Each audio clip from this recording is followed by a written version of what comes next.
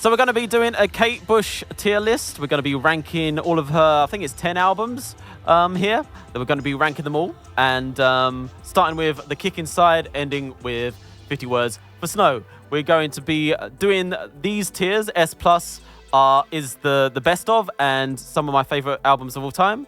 S is amongst the great works. Not quite some of the greatest albums of all time for me, but still very, very great work. A is solid piece of a solid record. B is a bit mid then, and then C is like don't quite like it as much, and then D is finally like I don't like this one at all, to be honest. But hey, thanks for making it anyway. I respect you.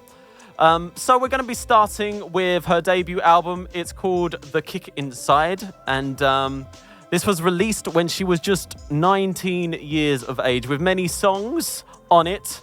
Written a long time before, as early as 13 years old. She wrote some of these songs, which is kind of insane, to be honest. Fun fact, she was discovered by David Gilmour, who kind of pushed her to the record labels and stuff like that. David Gilmour of Pink Floyd, that is.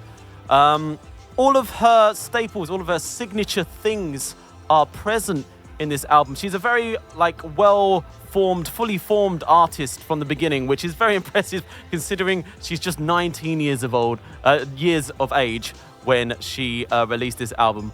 So there's her unique approach to melody and harmony.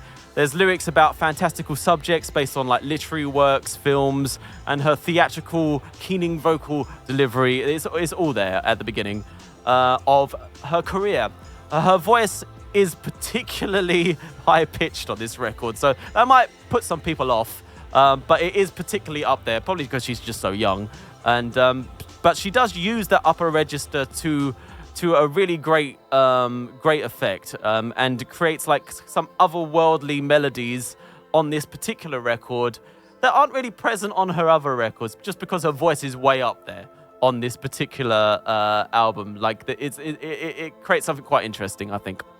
To me, it's quite amusing that her label wanted to release James and the Cold Gun as the lead single, because to me that was one of the weaker songs on the track, on the album. But Bush, even at her young age, seemed to have no problem asserting herself when it came to decisions regarding her career, and she pushed for Wuthering Heights to be released as the first single, and now that's become an iconic song, probably one of her most iconic songs. So a great decision there, and it was a huge success to boot as well, especially in the UK, and it ended up being the first song written and performed by a female artist to reach number one. At least in the UK, that is. But I think in general, I think that's the case anyway, which is a huge achievement. And to be honest, I'm surprised it took so long for that to happen in society. But society is a bit messed up, to be honest. But anyway, I have a real love for this album. I do think it captures the sound of a real music genius in her in her early stages. Many artists have to do a whole catalogue of work before reaching the quality of craft and songwriting that Kate Bush does on this particular album. I really do not know, and I cannot comprehend how someone who has not even escaped their teens can write a song like The Man with the Child in His Eyes. I mean, you're a bloody child yourself. How do you write a song like that? I don't know. But she does it so well. She performs it immaculately, and that's one of my favorite songs on the album, of course, as well. Along with Kite as well. I love that song. And of course, Wuthering Heights is a great tune. Lots of great songs on this particular album. It's vibrant, imaginative, unique, and they're intelligently written songs, and the real sound of a music prodigy. And we're going to put that at A, only because she has better albums. The next album is Lionheart. This one's a bit more stripped back. Has a bit of a traditional singer-songwriter sound to it. It was released the same year as The Kick Inside, so shortly after The Kick Inside was released, the record label pushed for her to release another album to kind of capitalize on the success of Wuthering Heights. Unfortunately, I do think the result of that is that this album feels a little bit rushed. and it has a slightly inferior track list than the Kick Inside. But I do like hearing the more stripped back version of Kate Bush there. There's some really, really great songs on it, though. Some of my favorites are Symphony in Blue, Wow, Kashka from Baghdad, and Hammer Horror. I think those are great tunes. Hammer Horror is kind of a little bit of a preview of what she'll do next, I feel, as well. Like, especially like in the next two albums, Hammer Horror has that kind of feel to it. But yeah, I enjoy the intimate production. I enjoy a lot of the songs on here, but some of the songs lose me a little bit, and we're going to stick this one in B. Don't have a lot to say about that album. It kind of is what it is. It's a follow-up to The Kick Inside, and it's a little bit of a rushed one. Even Kate Bush said she wasn't particularly happy with the result of this particular album. I think it's still a pretty solid album, though. Okay, so Never Forever is the next album. This is the album where Kate Bush starts to take a tighter grip on the reins of her own music and how her own music should sound, the production of her music. She's a co-producer on this particular album, and I don't think she was on the previous two. She also arranges a lot of the music as well, and where she had help from someone else on the previous two albums, and now she's kind of like taking control of that, and she will take even further control of that later on in her career as well. She's kind of famous for that as well. As a result, this has her fingerprint a little bit like more deeply implanted onto it. And I think that's a good thing. I think that's a great thing, because she has a very, very unique musical voice, and it's great to just let it kind of like shine, in my opinion. No one really else sounds like Kate Bush. The pacing on this album is perfect, and Bush's ability to tell an emotional story in music and also in lyrics, they kind of complement each other, reaches new heights with this particular album. And most evident in songs such as Babushka, Army Dreamers, and Breathing, stuff like that. Very story-based songs and very emotionally effective songs as well. It's sonically a more adventurous album than her previous two albums, which is not saying that the previous two albums weren't sonically adventurous, because they were, but this one has a lot more stuff on it. So it's making use of fretless bass, which she has a fondness of, it seems, because it comes up loads and loads of times, the fretless bass, over the normal electric bass. Like, it seems to be like a thing she uses a lot. It's also the first of her albums to feature the synthesizer, the Fairlight CMI, which she's quite famous for. It's the sound of Running Up That Hill, for example, which is not on this album, but it's like a synthesizer sampler. It kind of like samples instruments. It has a very kind of like almost very fake sound, but it's a cool sound. On Never Forever, the songs that use that are like, for example, All We Ever Look For, which is probably the best example of using the Fairlight synthesizer there, which is a very infectious song. It has like a very kind of like jovial, whimsical kind of melody using that instrument there. Kate also pushes her vocals into more aggressive territories in this particular album, none more so than the track Violin, which is actually one of my favorite tracks on the album, because of those unhinged vocals. I find them quite addictive. I love the way she sings like fiddle-dee-diddle-dee-dee, that sort of stuff like that. It's a very fun song. So there's great songs on this, adventurous arrangements. It's equal parts moving and terrifying lyrics. Just look up the lyrics for Infant Kiss and you'll be a bit disturbed. It makes for a very solid and exciting album, and I'm going to stick this one up in S. There. It's actually one of the ones I was least familiar with, and I'm glad to have listened to it a bit more now and to get more familiar with it. It's a very solid album, and everything flows very well together. The Dreaming is the next album. This is the album that actually sold me on Kate Bush. It was introduced to me by my now wife, Sir Feathers, in this chat. I absolutely adore the pure freedom, imagination, and creativity on display on this album. It's the first time Kate has had like full creative control, so she's like the lead producer. I don't think there's anyone else in the producer role here. She's just the producer of this particular album, and wow, does she make use of it, because she really does.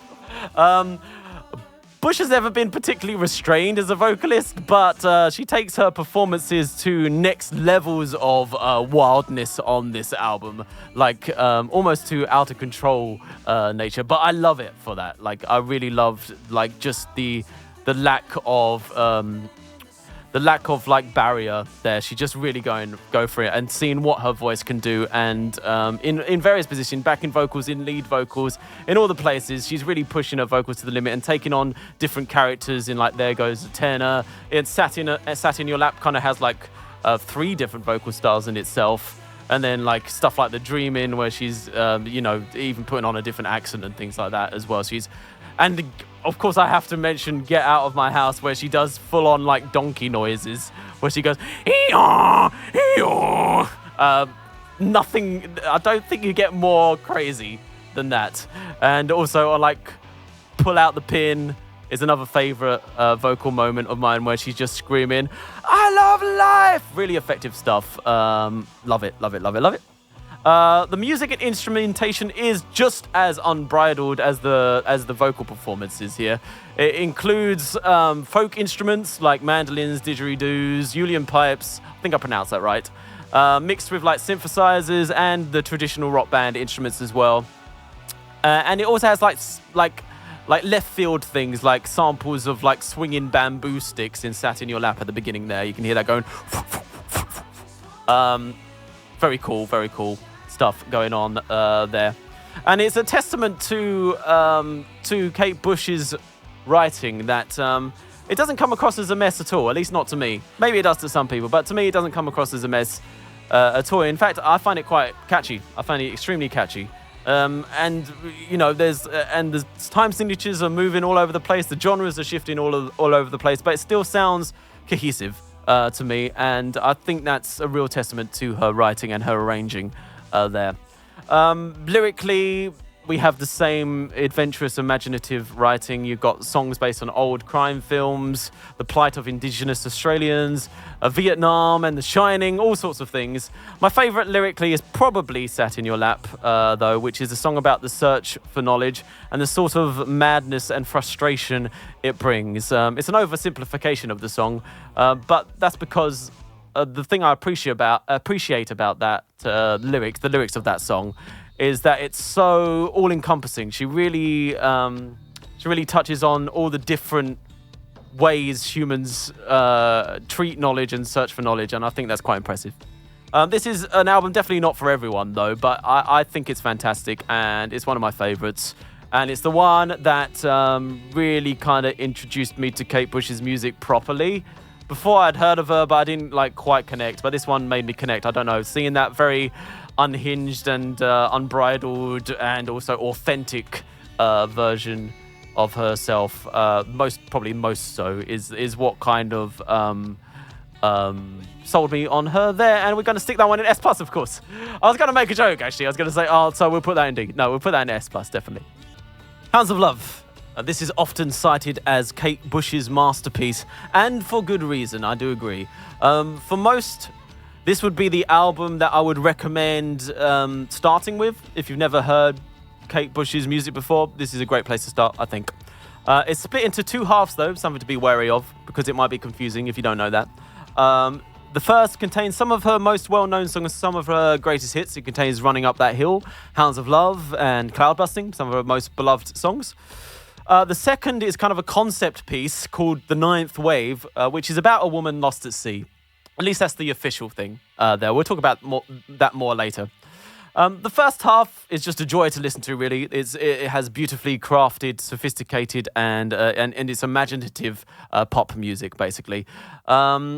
It also has a huge emotional and theatrical edge to it. Every song's a masterpiece on this first side. There's really no weak track there. There's a wonderful blend of the synthetic and the organic on this album in general, which I'm particularly fond of on this. It has a strong use of the Linn drum machine, which doesn't get as much. It gets particularly strong use in this album. I do wonder why that is. Maybe it was quite homemade. I don't know. I actually don't really know. But a lot of her other albums use real drums, but this one is a lot of drum machine on it, and it also makes use again of the Fairlight synthesizer. This is probably, I would say, for me, the most definitive album using that particular synthesizer. Like, it's just a masterclass of how to use a Fairlight synthesizer in arrangements and in songs, providing a perfect balance against some of the actual orchestral instruments, such as the strings and stuff like that. You also have this kind of like uncanny kind of fake sound as well, which really gives it something. I don't know what exactly, but it makes it feel like its own kind of unique world there. Obviously, it's most famous on Running Up That Hill with a rim, rim, vim, vim, vim, vim, which is a particularly spectacular use of it, and loads of videos have been done just on that use of the Fairlight synthesizer alone. You get 10-minute videos just on that. It is quite genius. I love every song on this first half, as I've said before, but I have a real particular soft spot for The Big Sky, a song about finding and rekindling with that childhood joy. I think the real genius of it, though, is how much of a struggle Kate Bush makes it sound, because it's a struggle once you get out of childhood to try and find that joy again. It's a song that simultaneously makes me feel pure joy and also weep as well, which is it just fills me with overwhelming emotion. So we're going to go on to the concept piece, which is the ninth wave, and I think this is what really makes Hounds of Love a particular standout album and a particular masterpiece and a real like emotional experience, because this one, it takes you on a lyrical and musical journey. And I think the real kind of like genius of this particular concept piece is that it can be perceived as many different things. It can be viewed literally as a story about a woman lost at sea trying to find a way home and like suffering hallucinations. And it could also be perceived like an emotional metaphor about like anxiety, depression, or even like sickness or illness. And both work equally as well as each other. You can view it as either or, and they both stand up. And I think that's like a real testament to the structure and the form and the writing of this particular concept piece. It's the ninth wave. For me, I tend to go on the side of the metaphor thing myself. It's just something that that relates to me more and makes me feel more. So that's how I view it. The ninth wave is something you do have to be quite emotionally ready for, though. So do beware. It can take you to some dark places. Absolutely. But the icing on the cake is kind of its closing song, which is called The Morning Fog, with the beautiful line that says, do you know what? I love you better now, which I perceive as her saying to herself after all that she's gone through, that, hey, I feel more of an appreciation and love for myself, which I think is a beautiful thing to kind of end an album, especially after taking you on like such a dark journey like that. It's a wonderfully bright and light song after all the darkness, and the character ends with that new appreciation of life, and I really enjoy that about the ending song on there. And we got to stick this S+ at the top. Absolutely beautiful, beautiful, beautiful album and a masterpiece. Absolutely stands up there with some of the best albums of all time. The Sensual World is actually my personal favorite album by Kate Bush, and it's the one that I've listened to the most. There's a vagueness to this album. It feels like diving deep into the soul and getting lost there, having to tackle your darkest fears and anxieties, but also finding some long-lost joy in that as well. It's also very much an album about womanhood, and the music feels expansive but hazy. It feels like being in the middle of a large foggy field. At least that's where I imagine I am during when listening to this album. The mood is aided by the addition of the Celtic instruments in here, playing in the background. She's used Irish instruments and stuff like that before. It's kind of part of her heritage. She's like half Irish. But it's always been kind of like a feature. Like she's used it in like Army Dreamers, Night of the Swallow, Jig of Life and stuff like that. But this is a different texture to it. They kind of recorded like a whole bunch of sessions known as the Irish sessions. And they kind of like sweep in and out of in the background. There is not really like a big feature, except for a couple of moments like the title track itself and things like that. But most of the time it's just kind of like there in the background, so it kind of adds to this kind of like hazy feel to it as well. The addition of the Bulgarian vocal ensemble as well kind of adds to this as well. That doing the same sort of thing, kind of just in the background here and there, especially like in a song like Deeper Understanding. But it also provides a real thrilling moment of release in Rocket's Tale there, which is an amazing use of that choir, absolutely. And also an amazing use of David Gilmour on guitar for that song as well, actually being the rocket that kind of launches up into space. He's playing the solo there, representing that rocket. This album also includes my favorite Kate Bush song, which is Reaching Out.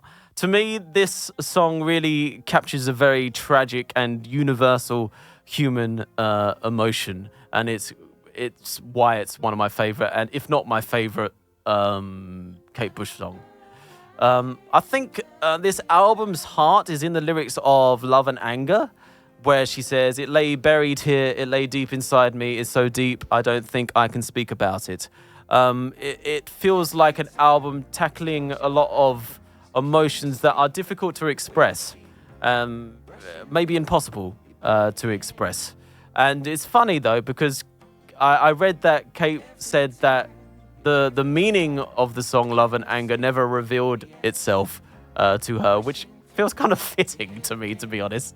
But yeah, this is my personal favorite Kate Bush album, so I am going to put it at the top there. Although I think maybe Hounds of Love is probably objectively the masterpiece and the better album. This is just something that it's just a personal favorite of mine. So this is going to be the Red Shoes. This is probably Kate Bush at her most poppy and funky. It's so funky it even has a Prince collaboration on it. To me, it's a pretty inconsistent album, though, especially near the end where the quality of the songs kind of takes a bit of a dip, at least for me anyway. People might disagree with that, but that's my personal opinion. There's some incredible tracks on it, though. The hugely infectious Rubber Band Girl, which kicks off the album. I absolutely love that one, and I listen to that one a lot just because it's a good dance tune, to be honest, and it makes you feel good. The hugely emotional moments of pleasure, they're definitely the standouts for me there. Although Moments of Pleasure is not one that I will listen to a lot, because that's a heavy song. It's overall, though, one of her weaker efforts, but she's still a fantastic songwriter. Nothing's really bad on this album. It's just at worst a little middle of the road and maybe underwhelming. It's an album that I will mostly listen to just like individual tracks off rather than just listen to it all the way through. I probably won't do that very often. I haven't done that very often, and I've never loved it when I have listened to it all the way through. But I love individual songs on the album, and there's some incredible ones that I do think will put it into B there. I prefer it a little to Lionheart because I prefer the sound of it, really, and yeah, overall. So I'm going to stick that one in B. Okay, we're going to Ariel. Ariel is a fascinating album for me, and my relationship to the album is quite fascinating. It's one that really kind of like my perception of it changes is depending what mood I'm in, like drastically, absolutely, completely flips on its head. And it makes sense why it should do, which I'll explain later on, but it does make sense why that is the case. It's not really a detriment to the album. It feels like it's on purpose. It's an album that requires patience. It takes its time. As I say, on the right day, it can be a real uplifting and life-affirming experience. On the wrong day, it can be a little bit boring, and I'm like get on with it. That's how it feels, basically, and on the underwhelming side. But that brings me on to the big themes of this album, which is motherhood, the joys of it, and appreciating the little things in life and finding the fantastical in the mundane. So it kind of makes sense why it would appear that way and why I would have that perception change depending on how calm I feel in my soul, if that makes sense.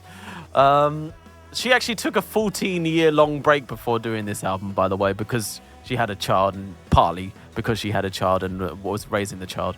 The music reflects these things anyway. But again, yeah, it's the reason why it's a little hit and miss for me. You need to be in a place where you're willing to appreciate those things with her. If you're not, then it's not going to do anything. The sound of the album is extremely sparse and dry, which again fits its down-to-earth themes. The album is structured very similarly to Hounds of Love, where, as in the first half is kind of like a collection of songs, and the second half is a full-on concept piece. This time, the concept piece is titled An Endless Sky of Honey. The first half of the album has some really fascinating, incredible lyrical ideas.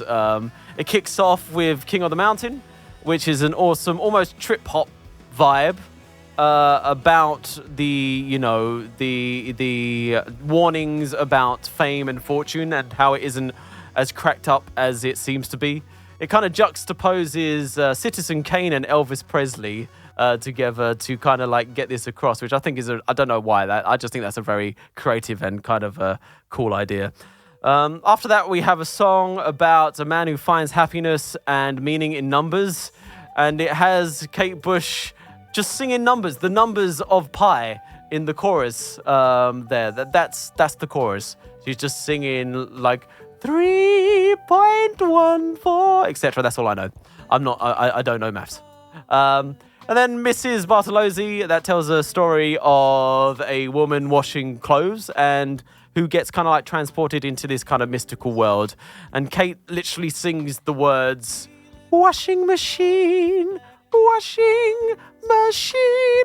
But she sings it with such a beautiful melody that it really can like usher a tear from me, which is, I don't know how she pulls this off. And really, only Kate Bush could kind of pull these kind of lyrical ideas off in the emotionally impactful way that she does. A highlight of the first half of the album is the song Bertie, though, as well, where she expresses such joy about her son, because it's a song about her son, which is a really great thing to hear, especially after hearing the Sensual World and Red Shoes to an extent, where she expressed quite a bit of like fear over motherhood and how that would change her life and stuff. So it's great to hear her in that place in this album, for me anyway. So Ariel's second half, which is Endless Sky of Honey, it takes the listener through the humble experience of a single summer's day.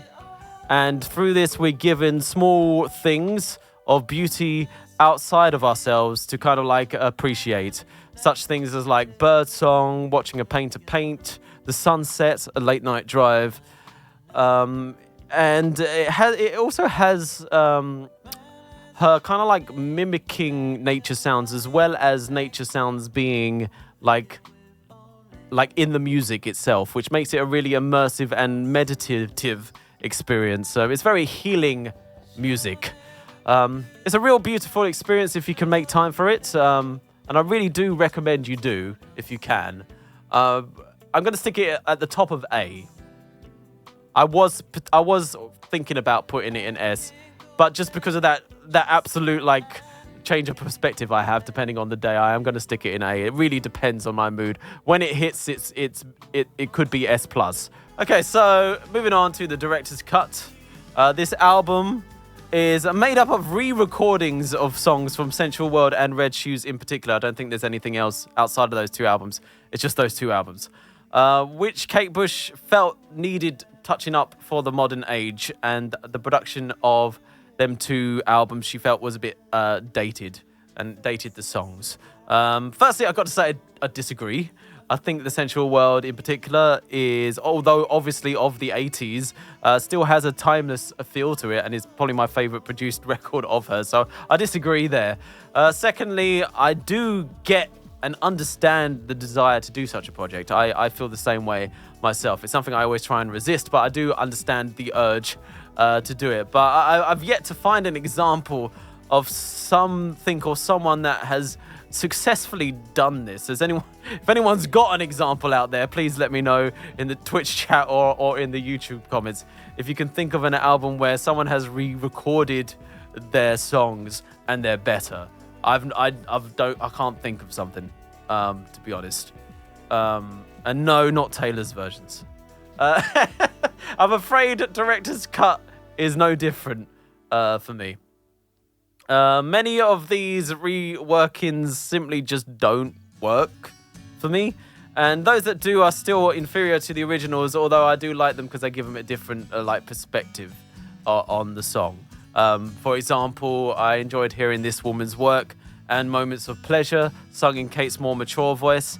I think it added a different perspective to things. Similar to when Joni Mitchell re-recorded Both Sides Now. I think it's a similar thing to that, and lyrics kind of take on a new meaning.